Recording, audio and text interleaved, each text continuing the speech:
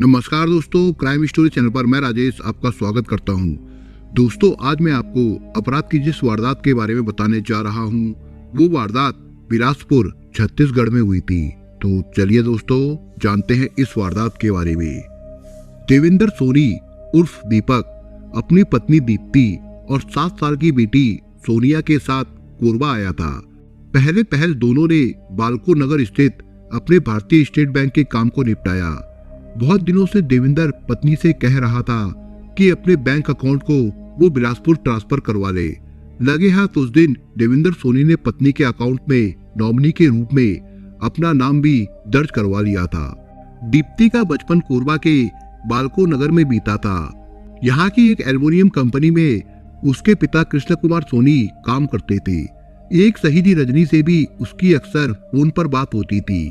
उससे भी उस दिन मुलाकात हो गई। दीप्ति बहुत खुश थी, मगर अचानक जाने क्या हुआ कि वो परेशान नजर आने लगी। पति पत्नी दोनों ने रजनी के यहाँ शाम की चाय नाश्ते के बाद बेटी सानिया को परिजन के यहाँ छोड़ दिया।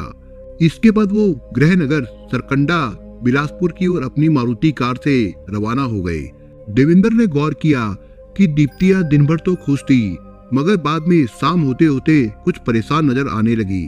उसने उसकी ओर देखकर संशय भाव से पूछा, क्या बात है दीपू, तुम उखड़ी उखड़ी सी दिखाई दे रही हो। दीप्ति को वो प्यार से अक्सर दीपू कहकर पुकारता था।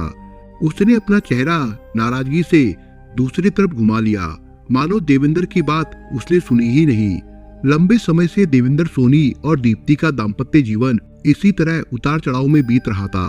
देवेंद्र मन ही मन दीप्ति पर शक करता, वो भी लड़ झगड़ कर चुप रह जाती थी। दरअसल दीप्ति देवेंद्र के दूसरी औरत के साथ संबंध के बारे में आज जान चुकी थी।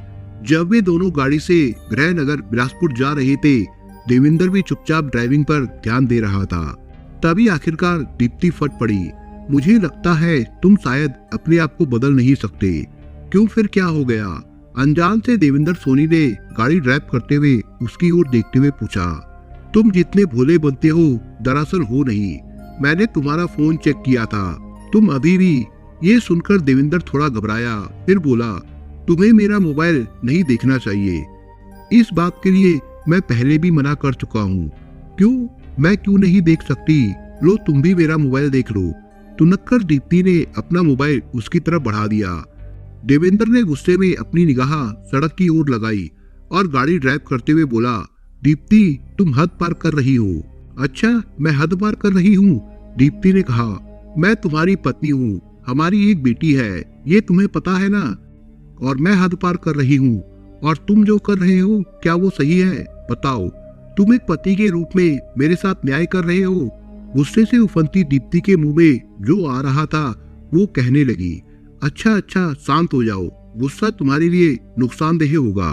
तुम मेरा मुंह बंद करके गुलछर्रे उड़ाना चाहते हो, मेरी जिंदगी, मेरी बच्ची की जिंदगी बर्बाद करना चाहते हो। मैं तुमसे डरने वाली नहीं। देखो, एक मैं ही हूँ जो तुम्हें बार बार माफ करती हूँ। कोई दूसरी औरत होती तो अभी तक तुम जेल में होते। वो गुस्से में बोली, दीपू तुम बार बार मुझे जेल की धमकी मत दिया करो। मैं भी कोई आम आदमी नहीं, मेरी भी ऊंची पहुंच है। चाहूं तो तुम्हें गायब करवा दूं, कोई ढूंढ भी नहीं पाएगा। बहुत ऊंची पहुंच है मेरी। वे दोनों आपस में इसी तरह नोकझोंक करते हुए गृहनगर बिलासपुर की ओर बढ़ रहे थे। अचानक देवेंद्र ने कार रोकी और दीप्ति की तरफ देखते हुए बोला, मैं 1 मिनट में आता हूँ। देवेंद्र ने गाड़ी को सड़क से नीचे उतार दिया था। रात के लगभग 10 बज रहे थे। दीप्ति पीछे सीट पर बैठी हुई थी। दीप्ति ने गौर किया, देवेंद्र देखते देखते कहीं दूर चला गया, दिखाई नहीं दे रहा था। वो चिंतित हो उठी और इधर उधर देखने लगी। तभी उसने देखा सामने से 2 लोग उसकी ओर तेजी से आ रहे हैं। दोनों के चेहरे पर नकाब था। ये देखकर दीप्ति घबराई, मगर देखते ही देखते दोनों उस पर टूट पड़े। उनमें एक पुरुष था और एक महिला। पुरुष ने जल्दी से एक नायलॉन की रस्सी उसके गले में डाल दी और उसका गला रस्सी से दबाने लगा। इसमें उसकी साथी महिला भी उसकी मदद करने लगी और दीप्ति का दम घुटने लगा था। थोड़ी देर वो छटपटाती रही, फिर आखिर में उसका दम टूट गया। पुरुष और महिला ने मिलकर के उसका पर्स और मोबाइल अपने कब्जे में ले लिया। रुपए ले लिए, मोबाइल का सिम निकाला और जल्दी जल्दी उसे अपने कब्जे में लेकर जेब में रखा और एक झोले में लाए पत्थर से कार का शीशा तोड़कर चले गए। मगर उन लोगों ने ये ध्यान नहीं दिया कि इस आपाधापी में मोबाइल में लगा एक दूसरा सिम वहीं नीचे जमीन पर गिर गया है। देविंदर सोनी और दीप्ति का विवाह 2003 में हुआ था। देविंदर के पिता राम स्नेही सोनी नगर के प्रतिष्ठित व्यक्ति थे। देविंदर बीकॉम की पढ़ाई कर ही रहा था कि पिता ने जिला कोरबा के उपनगर बाल्को कंपनी में कार्यरत कृष्ण कुमार सोनी की दूसरी बेटी दीप्ति से उसके विवाह की बात चलाई और दोनों परिवारों की सहमति से विवाह संपन्न हो गया। विवाह के बाद मानो देविंदर सोनी का असली रूप धीरे धीरे सामने आता चला गया। देविंदर सीए बनने की तैयारी कर रहा था, मगर परीक्षा में उत्तीर्ण नहीं हो पा रहा था। इधर उसकी आकांक्षाएं बहुत ऊंची थी। अपनी ऊंची उड़ान के कारण ऐसी ऐसी बातें कहता और नित्य नई नई लड़कियों से दोस्ती की बातें दीप्ति को बताता।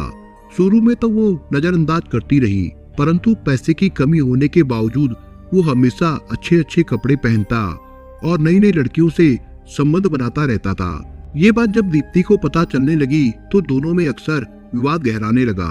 इस बीच दोनों की एक बेटी सोनिया का जन्म हुआ, जो लगभग 7 साल की हो गई थी और बिलासपुर के एक अच्छे स्कूल में पढ़ रही थी। रात के लगभग 11:30 बज रहे थे। जिला चांपा जांजगीर के पंतोरा थाने के अपने कक्ष में थाना प्रभारी अविनाश कुमार श्रीवास बैठे अपने स्टाफ से कुछ चर्चा कर रहे थे कि उसी समय घबराए हुए 2 लोग भीतर आए। एक के चेहरे पर मानो हवाइयां उड़ रही थी। उन्हें इस हालत में देखकर अविनाश कुमार को ये समझते देर नहीं लगी कि कोई बड़ी घटना घटित हो गई है। उन्होंने कहा, हाँ बताओ क्या बात है, क्यों इतना डरे हुए हो? दोनों व्यक्ति जिनकी उम्र 30-35 वर्ष के आसपास की थी, उनमें से एक ने खड़े खड़े ही लगभग कांपती आवाज में बोला, सर मैं देविंदर सोनी 2-3 जिलों में कई प्रतिष्ठित लोगों के लिए अकाउंट्स का काम करता हूँ। मैं अपनी पत्नी दीप्ति के साथ कोरबा से बिलासपुर जा रहा था कि कुछ लोगों ने हमसे लूटपाट की और मेरी पत्नी को ऐसा कहकर वो इधर उधर देखने लगा। क्यों, क्या हो गया आपकी पत्नी को? विस्तार से बताओ। आओ पहले आराम से कुर्सी पर बैठ जाओ। अविनाश कुमार श्रीवास ने उठकर दोनों को अपने सामने कुर्सी पर बैठाया और पानी मंगाकर पिलाते हुए कहा। देविंदर सोनी की आंखों में आंसू आ गए थे। वो बहुत घबरा रहा था। उसने पानी पिया और धीरे धीरे बोला, सर मैं अपनी पत्नी दीप्ति सोनी के साथ कोरबा से बिलासपुर अपने घर जा रहा था कि खिसोरा के पास वन बैरियर के निकट जब वो लघु शंका के लिए गाड़ी से नीचे उतरा तो थोड़ी देर बाद 2 लोगों ने मेरी पत्नी और मुझे घेर लिया। वे लोग पिस्टल लिए हुए थे। पत्नी दीप्ति के गले में रस्सी डाल करके उसे मारकर रुपए और लैपटॉप मोबाइल छीनकर भाग गए हैं। घटना के बाद मैंने अपने दोस्त सौरभ गोयल, जो कि पास ही बड़ौदा नगर में रहता है, उसको फोन करके बुला लिया। फिर दोस्त के साथ मैं थाने आया हूँ।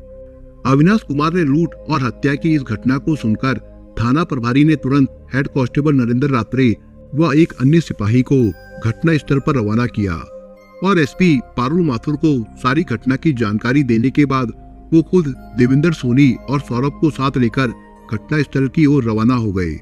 थाना पंतोरा से लगभग 5 किलोमीटर की दूरी पर वन विभाग का एक बैरियर है। यहाँ से एक रास्ता सीधा बलौदा होते हुए बिलासपुर की ओर जाता है, एक रास्ता एक दूसरे गांव की ओर। यही चौराहे पर देविंदर सोनी की काली रंग की मारुति ब्रेजा कार खड़ी मिली, जिसकी पिछली सीट पर दीप्ति का मृत शरीर पड़ा हुआ था। इसी समय थाना प्रभारी अविनाश कुमार श्रीवास भी घटना स्थल पर पहुंच गए थे। हेड कांस्टेबल नरेंद्र रात्रे ने उन्हें बताया, सर जब हम यहाँ पहुँचे तो मृतक महिला का शरीर गर्म था। यहाँ पास में एक सिम मिला है। अविनाश कुमार श्रीवास ने सिम अपने पास सुरक्षित रख लिया। पुलिस को एक अहम सुराग मिल चुका था। पुलिस दल ने प्राथमिक जांच करने के बाद शव को पोस्टमार्टम के लिए बलौदा अस्पताल भिजवा दिया। इस समय तक देविंदर की हालत बहुत खराब हो चली थी। वो मानो टूट सा गया था। दीप्ति सोनी हत्याकांड की खबर जब दूसरे दिन 15 जून 2021 को क्षेत्र में फैली तो चांपा जांजगीर की एसपी पारुल माथुर ने मामले की संवेदनशीलता को देखते हुए इस केस की जांच के लिए एक पुलिस टीम का गठन कर दिया। सभी पहलुओं पर जांच करने के बाद कई पेचीदा तथ्य सामने आते चले गए। सबसे महत्वपूर्ण था दीप्ति सोनी के पिता कृष्ण कुमार सोनी का बयान। उन्होंने पुलिस को बताया कि वो वर्तमान में बिलासपुर के निवासी है और कोरबा जिले के भारत एल्युमिनियम कंपनी में कार्यरत थे। दीप्ति उनकी दूसरे नंबर की बेटी थी, जिसकी शादी देविंदर सोनी से हुई थी। उन्होंने कहा कि विवाह के बाद देविंदर दीप्ति को अक्सर प्रताड़ित किया करता था और मायके के लोगों से भी मिलने नहीं देता था। दीप्ति ने उसके इस अत्याचार को भी एक तरह से स्वीकार कर लिया था और लंबे समय से मायके वालों से कोई संबंध नहीं रख रही थी। यहाँ तक कि अपनी बड़ी बहन सीमा और जीजा राजेश से भी कभी भी कोई बात नहीं करती थी, क्योंकि देवेंद्र इससे नाराज हो जाता और उसने बंदिशें लगा रखी थी। उन्होंने अपने बयान में ये शक जाहिर किया कि हो सकता है देवेंद्र का दीप्ति की हत्या में हाथ हो। कृष्ण कुमार सोनी ने जांच अधिकारियों से आग्रह किया कि मामले की निष्पक्ष जांच की जाए और आरोपियों को किसी भी हालत में छोड़ा ना जाए। इस महत्वपूर्ण बयान के बाद पुलिस की निगाह में देवेंद्र सोनी संदिग्ध के रूप में आ गया। पुलिस ने इस दृष्टिकोण से जांच पड़ताल शुरू की। देवेंद्र ने थाना प्रभारी को जो बयान दिया था उसमें कहा था कि घटना के समय 2 लोगों ने अचानक हमला किया था। वो लघु शंका के लिए कुछ कदम आगे चला गया था। इसी दरमियान गाड़ी में लूटपाट की घटना हुई और उन लोगों ने दीप्ति के गले में रस्सी डाल करके उसकी हत्या कर दी। जब वो पास आया था तो उसके भी हाथ बांध दिए गए थे, मगर उसने एक लात मारकर भागकर अपनी जान बचाई थी। देवेंद्र ने यह भी बताया था कि किसी एक ने उसकी कनपट्टी पर पिस्तौल रख करके उसे धमकी भी दी थी। इन सब बातों की विवेचना जब पुलिस ने की तो पुलिस को देवेंद्र सोनी पर शक हुआ। सबसे बड़ा सवाल ये था कि जब लूटपाट करने वालों के पास पिस्तौल थी तो उन्होंने दीप्ति को नायलॉन की रस्सी से क्यों मारा और मोबाइल की सिम को क्यों निकाला था। पुलिस को ये समझने में देर नहीं लगी कि देवेंद्र अपने बयान में कहीं झूठ बोल रहा है और उसकी बातों की सत्यता जानने के लिए अब पुलिस को देवेंद्र से पूछताछ करनी थी। पुलिस ने पत्नी के अंतिम संस्कार के लिए उसे रात को घर भेज दिया। साथ ही ये निर्देश भी दिया कि जरूरत पड़ने पर बयान के लिए फिर से थाने आना होगा। दीप्ति के अंतिम संस्कार के बाद अगले दिन 16 जून को जब देवेंद्र को जांच अधिकारी अविनाश कुमार श्रीवास ने फोन लगाया तो उसका फोन दिन भर बंद मिला। देवेंद्र का फोन बंद हो जाने से पुलिस का शक और भी गहरा गया। आखिरकार बिलासपुर जिला पुलिस के सहयोग से थाना पंतोरा और बलौदा की पुलिस टीम ने देर शाम को देवेंद्र सोनी का मोबाइल ट्रैक करके उसे बिलासपुर से हिरासत में ले लिया। जांजगीर लाकर उससे पूछताछ शुरू की गई तो पहले तो वो कुछ भी कहने से गुरेज करता रहा। पुलिस ने जब उसके मोबाइल की जांच की तो पता चला कि घटना के कुछ समय पहले वो लगातार सालू सोनी नाम की एक महिला से बात करता रहा था। पुलिस ने उससे सालू के बारे में पूछा तो उसने बताया कि प्रदीप सोनी उसके रिश्तेदार के यहाँ नौकर है और सालू प्रदीप की पत्नी है। पुलिस ने दूसरे दिन प्रदीप सोनी और उसकी पत्नी सालू सोनी जो अपने घर से गायब थे उनको जिला मुंगेली के एक मकान से हिरासत में ले लिया और पूछताछ के लिए थाने ले आए। प्रदीप ने पुलिस के सामने घबराकर अपना अपराध स्वीकार कर लिया और दोनों पति पत्नी ने जो कहानी बताई उससे दीप्ति हत्याकांड से पर्दा उठता चला गया। अपने अपने इकबालिया बयान में दोनों ने बताया कि वे सरकंडा बांगली पारा में झोपड़ी में रहते हैं और देवेंद्र सोनी ने उन्हें 1.5 लाख रुपए देने की बात कह करके इस हत्याकांड में शामिल किया था।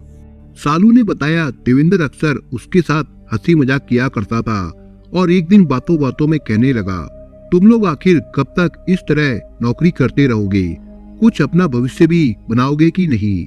इस पर सालू सोनी ने कहा, भैया इनकी तबीयत तो हमेशा खराब रहती है, आखिर हमारा क्या होगा ये पता नहीं। इस पर देवेंद्र ने मासूमियत से कहा, देखो तुम चाहो तो अपनी तकदीर खुद बना सकती हो, कहो तो मैं तुम्हें एक तरकीब बताऊं, तुम्हें 1.5 लाख रुपया यूं ही मिल जाएगा। देवेंद्र ने उनसे कहा, बस तुम्हें किसी भी तरीके से मेरी पत्नी दीप्ति को मेरे रास्ते से हटाना है।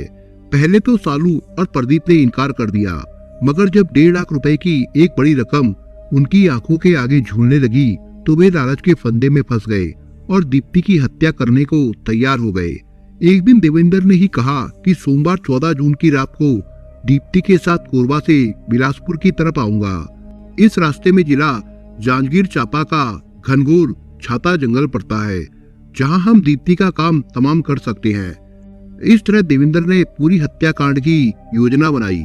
3 दिन पहले ही पंतोरा के वन बैरियर के पास रेकी करके घटना को अंजाम देने की प्लानिंग कर ली गई थी, जिसे उन्होंने 14 जून की रात को अंजाम दे दिया था। जब प्रदीप और सालू सोनी से पुलिस ने देवेंद्र का सामना कराया तो देवेंद्र टूट गया। उसने स्वीकार कर लिया कि हत्या उसी ने करवाई है, क्योंकि अक्सर उनका झगड़ा होता रहता था। उसने पुलिस को बताया कि दीप्ति हमेशा उस पर शक किया करती थी। दूसरी तरफ उसे दीप्ति पर शक था और एक बार उसने दीप्ति को किसी गैर मर्द के साथ रंगे हाथों पकड़ भी लिया था, मगर इसका कोई सबूत देवेंद्र पुलिस को नहीं दे सका। पुलिस ने जांच के बाद दोनों मोबाइल फोन जो प्रदीप सोनी ने फेंक दिए थे बरामद कर लिए। लैपटॉप देवेंद्र सोनी के घर से ही बरामद कर लिया गया। आरोपी प्रदीप सोनी और सालू ने जिस स्कूटी को घटना के समय इस्तेमाल किया था उसे भी पुलिस ने जब्त कर लिया था। घटना के खुलासे के बाद जिला चांपा जांजगीर की एसपी पारुल माथुर ने देर शाम एक प्रेस वार्ता करके वारदात का खुलासा कर दिया। पुलिस ने थाना पंथोरा में धारा 397, 302 के तहत मुख्य आरोपी देवेंद्र सोनी, प्रदीप सोनी तथा सालू सोनी को 17 जून 2021 को गिरफ्तार करके चांपा जांजगीर की कोर्ट में पेश किया, जहां से उन्हें जिला जेल भेज दिया गया था। दोस्तों, आप अगर चैनल पर नए हो तो आप चैनल को सब्सक्राइब करने के साथ कमेंट बॉक्स में इस कहानी के बारे में अपने विचार जरूर लिखिएगा। मिलता हूं एक नई कहानी के साथ, तब तक के लिए अपना ख्याल रखिएगा। धन्यवाद।